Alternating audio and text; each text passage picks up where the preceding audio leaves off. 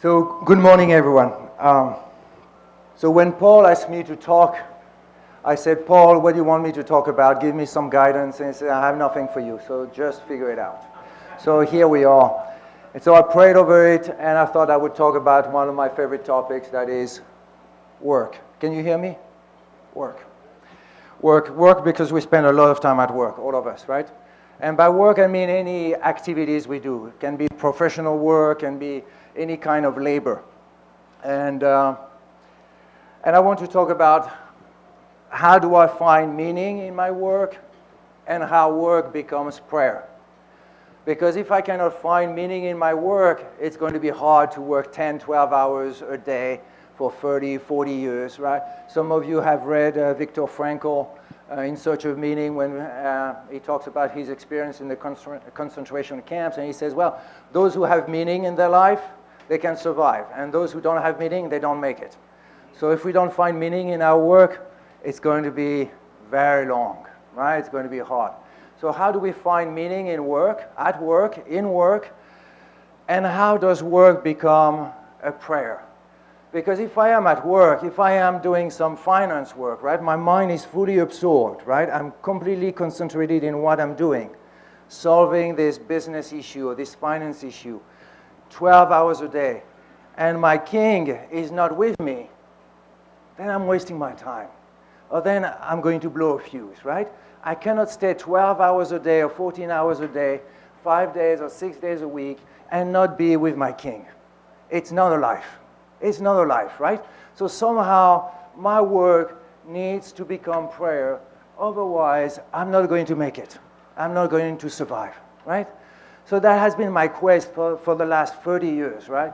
How do I find meaning in my work, and how does work become prayer for me? How does it become an encounter with my gentle king? Otherwise, it's not worth my time, and I'm not going to survive.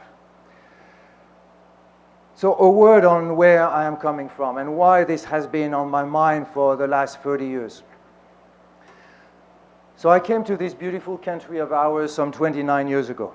Right? I arrived with one suitcase, one shabby suit, and I headed down to Washington, D.C. for my first real job at the World Bank.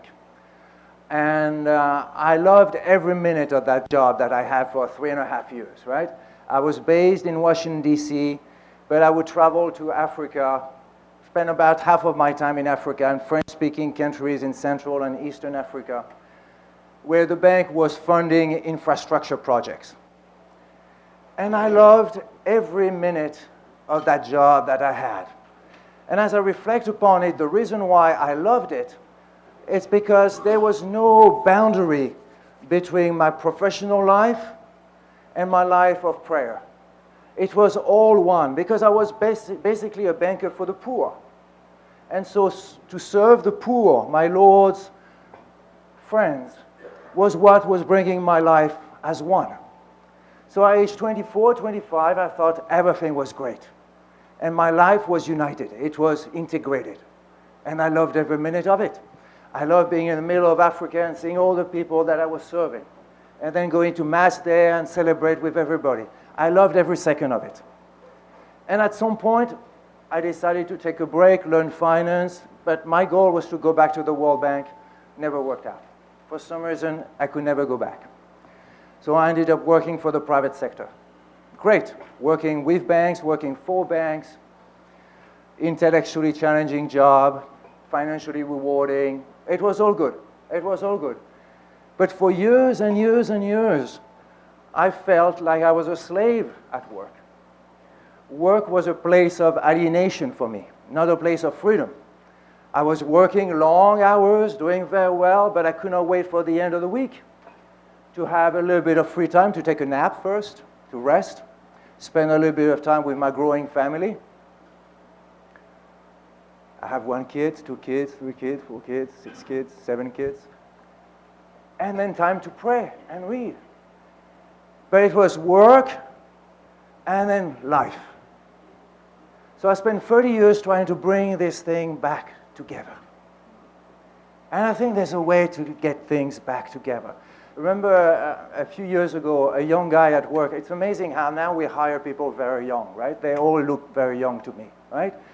But somebody on my team must have noticed some gray hair and says, GV, at work they call me GV. GV, when are you going to retire? And I said, I will retire when I have found wisdom. And I was dead serious, but he did not know if I was serious at all, right? So he looked at me with a strange look. Obviously, he did not understand what I was saying. I will retire when I have found wisdom. So I said, let me help you.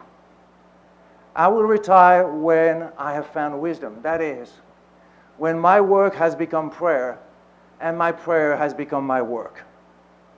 And then he thought I was nuts, right? But I was dead serious. Dead serious. I want to work where I do on Wall Street as long as I have to until I have found wisdom. And wisdom for me is work and prayer. Prayer that is an encounter with my King, right? A relationship with my King. When work and prayer are one and the same. Does that make sense?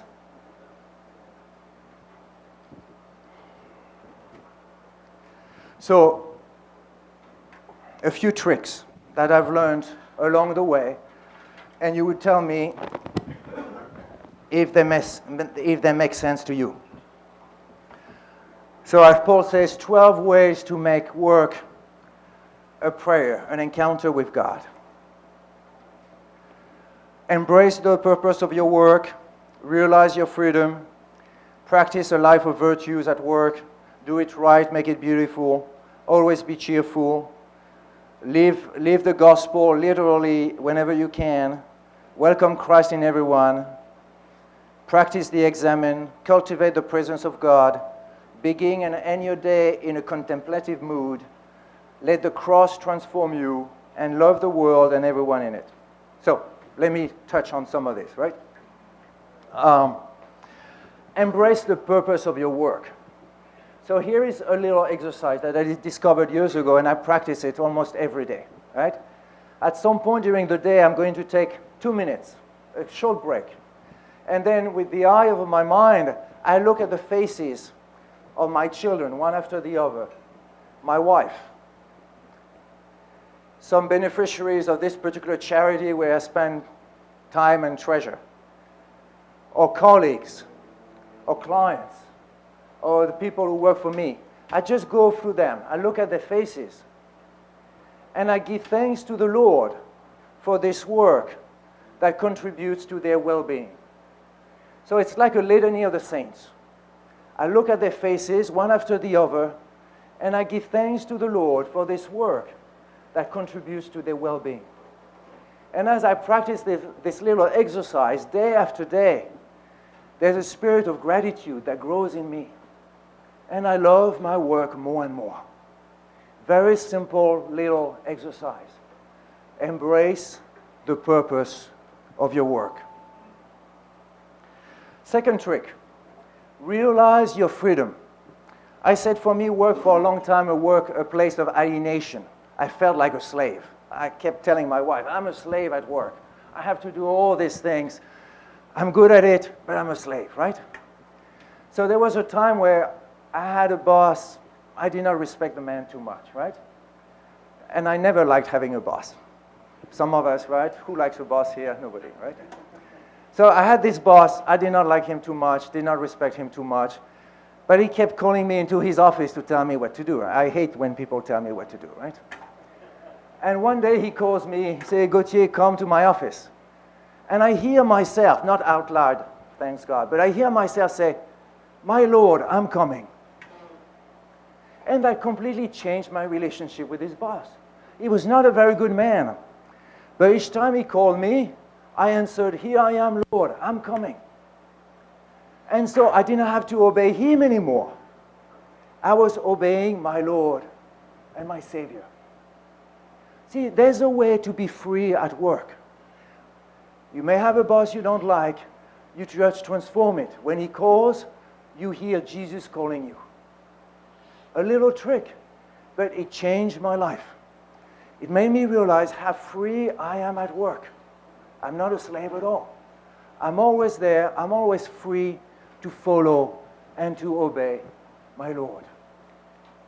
Little trick makes a big difference to me. Practice a life of virtue. We all know the virtues, right? Temperance, justice, fortitude, all this, right? If we don't learn them at work, where are we going to learn them, right? Most of us have pretty demanding jobs. So we work long hours. We learn discipline, right? We learn to give to others. I read somewhere that work itself can become a virtue. There's a lot of truth in that. Work itself can become a virtue and become a school of selflessness and generosity. Think of all these people who work 12 hours a day for 40 years. It's a lot of commitment. There's something beautiful in there, right? You do it with the Lord. You do it for the Lord. And the Lord is not going to be far from you. And your entire life at work is going to feel different. Number 4, whatever you do, do it right. Do it beautiful. The other day I was with one of my teams and we were responding to an RFP, right? We were trying to win a big deal. And so we had to write this proposal, this 10-page proposal, and we spent a lot of time writing it. But I enjoyed it tremendously. Not just because I'm trying to win the next deal, right? Of course I want to win the next deal. But it was an exercise to make it beautiful, to make it compelling, to make it logical. It had to hang together. It even had to be pleasing to the eye. And when I went with a client, right, to pitch this, and I was well prepared, I made it beautiful, a work of art. Right? It's like these Zen Buddhists, right, in Japan, who are going to spend hours serving tea. But they do it in a perfect way. Because whenever you reach for beauty and perfection, you fall into contemplation. Beauty and perfection lead to God. So whatever you do at work, make it beautiful. Make it perfect. To praise the Lord. And that will lead you to prayer. That's a universal experience. The Buddhists know it. The Christians know it.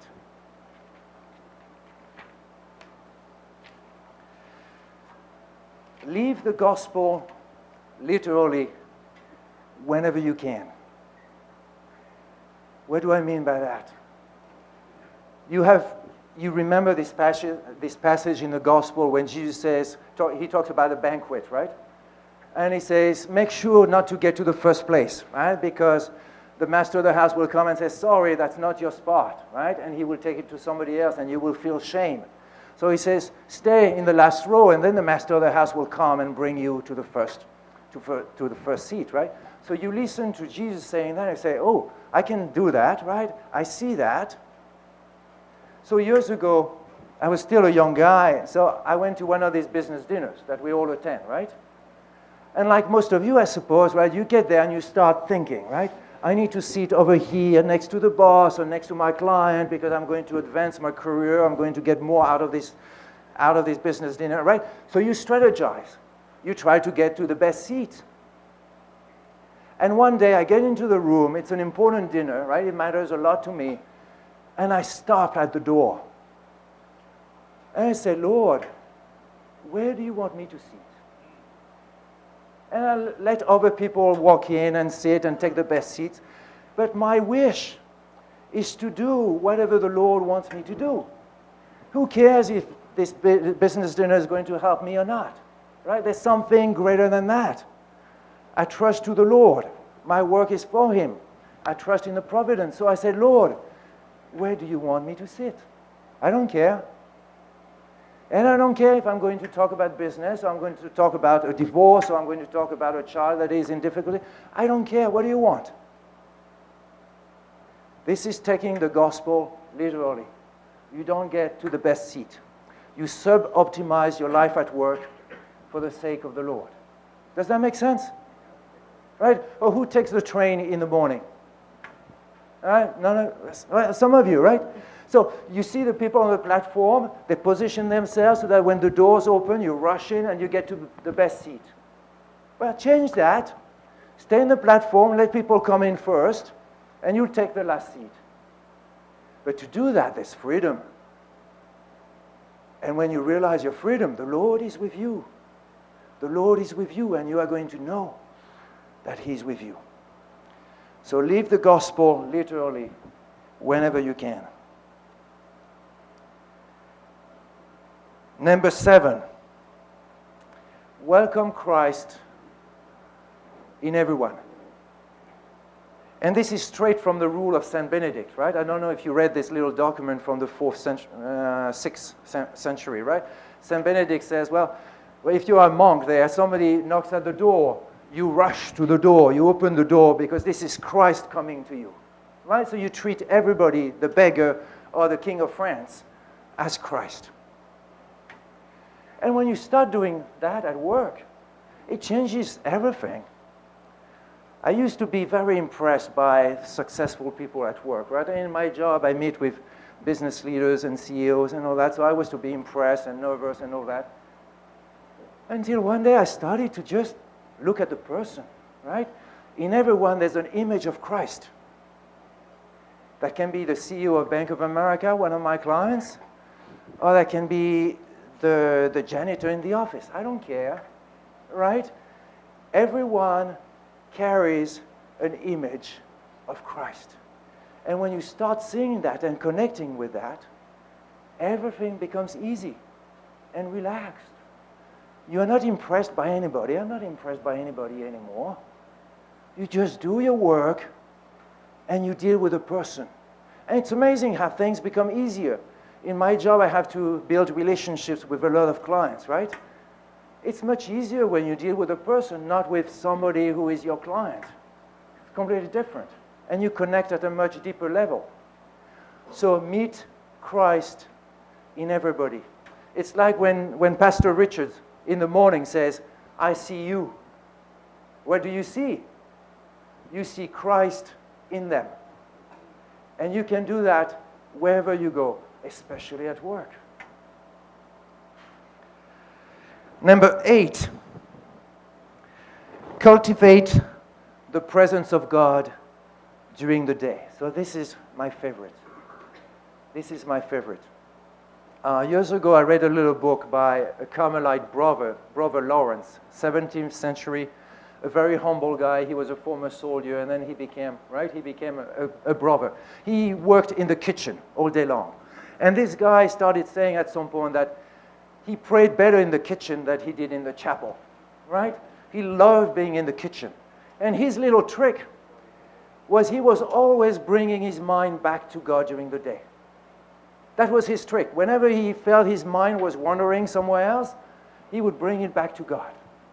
And after a while, his mind or his heart was always with the Lord. So here's a little trick that I learned years ago, and I love it. I have an old watch. My watch beeps every hour of the day and the night. It beeps. Very simple. Almost nobody hears it, but I do hear it. During the day, I'm in a business meeting, I'm trying to negotiate a deal, I'm trying to sell something or whatever, my watch beeps. And I hear it. And when it beeps, I say, Lord, I love you. A little word of love. A little sweet word to my love, to the love of my life. Or if I hear it during the night, which often happens, Lord, I love you. Right? Little things like that during the day. A little trick to bring your mind, but more importantly, your mind is occupied. Bring your heart back to your King. So I would love for everybody in this room to set his watch to beep every hour. Imagine every hour we all turn to the Lord. Lord, I love you, right?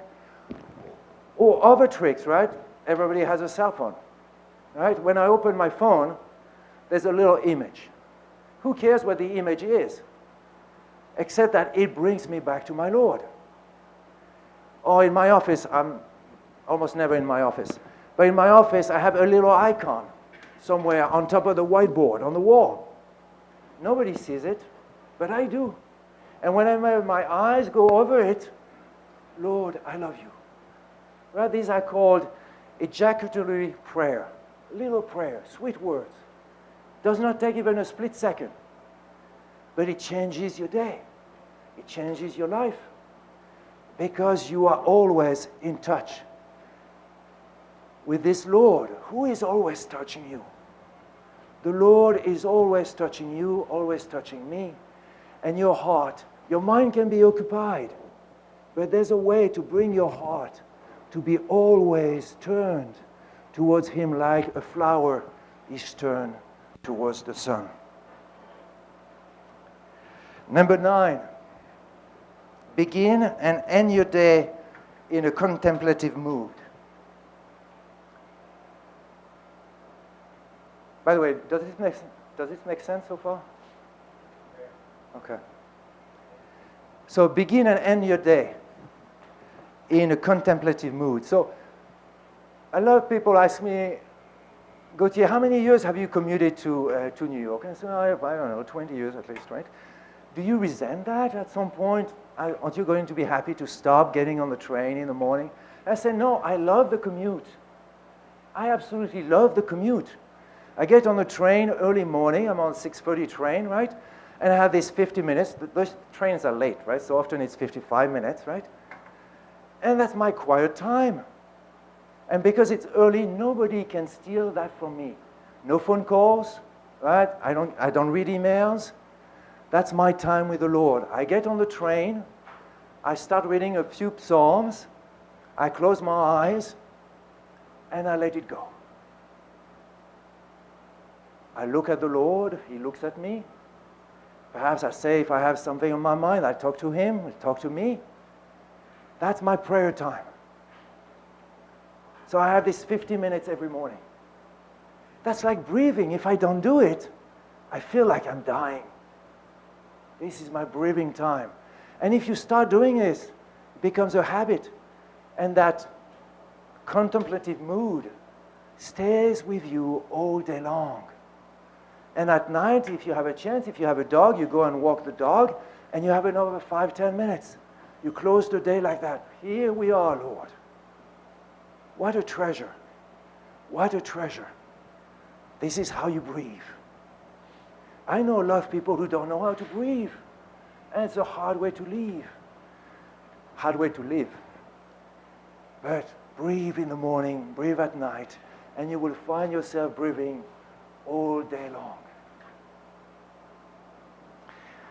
Number 10, practice the examen. So the examen is so I was trained by the Jesuits. And Ignatius of Loyola in the 16th century has this word. That in the Christian tradition, right, there's this examination of conscience. And Ignatius calls that the examen. And he used to teach his brothers, right, who were all very busy, missionaries or teachers, whatever. He used to tell them, well, if you don't have time to do your prayers and all that, that's fine. If you don't have time to celebrate Mass because you are serving the poor, it's okay. It's okay. But you never let go of the prayer of examen. Twice a day. So what is this prayer? 10 minutes. You take a break. Often people do it at night or during lunch break. I like to do it in the morning, whenever. You take 10 minutes. You go through your day. And you look for those times when the Lord touched you. So the language is consolations, desolations. You review your day and you look for those times where you felt energy, you felt peace, you felt joy for whatever reason, right? You crossed the street in Manhattan and there suddenly you felt peace, right? You must notice it. It's the Lord touching you, talking to you. So consolations, desolations. Desolations when you felt down. You felt alone. You felt a stranger. There was something not quite right in your life, right? Like, I like playing judo, right? Judo, it's like Japanese wrestling, and it's my drug, right? So that's what keeps me sane. And I take my little boy, my 10 years old, to his judo class. And one day there were two of the boys, they were completely misbehaving. So after the judo class, I walked my little boy back to the car and said, don't spend time with those two boys. They're not nice boys. And for some reason, saying that did not sit right with me. And when I did the examen, a few hours later, that came back to me. That was not right. That was actually sinful. I was excluding people. I was teaching my son, you have the good people and the bad people. That came back up in the prayer of examen. So this prayer of examen is a wonderful prayer. The more you do it, the more you become sensitive to these consolations, desolations, which is our Lord's language for the most part. And during the day, you notice it right away. It's amazing. You are in a conversation with somebody, you say something else. You know whether you are in consolation or desolation. You know whether you are with the Lord or against the Lord. It becomes second nature. So prayer of examen, very good prayer. Number 11, one of my favorites. Embrace the mystery of the cross as transformation. So we all work long hours, long careers. And if we are honest with ourselves, at some point, we fail. At some point, we get pushed out, right? There are younger people better than us that take the job. Or at some point, we lose a job, right? Everything goes well for years. We think we are great, right? It's all because of my talent, because I was born for that, right? I'm just super good. And then something goes wrong. Something goes wrong. I heard a preacher once say, until age 25, you need to be successful because it builds your self-esteem, your identity, your ego. It's all good until age 25. After age 25, men like you and me, success feels good. You learn nothing from it. Zero. You learn through failure and pain. Basically, there are two ways to be transformed. Great love, great suffering. For a lot of us, suffering does it. And at work is where we experience that, right? Because we are all, right? We want to achieve a lot. We are all proud, right? We want to do this, this, and this. Am I successful, right? And it's such a lie, right? Such an illusion, such a lie. And at some point, suffering invites itself in your life.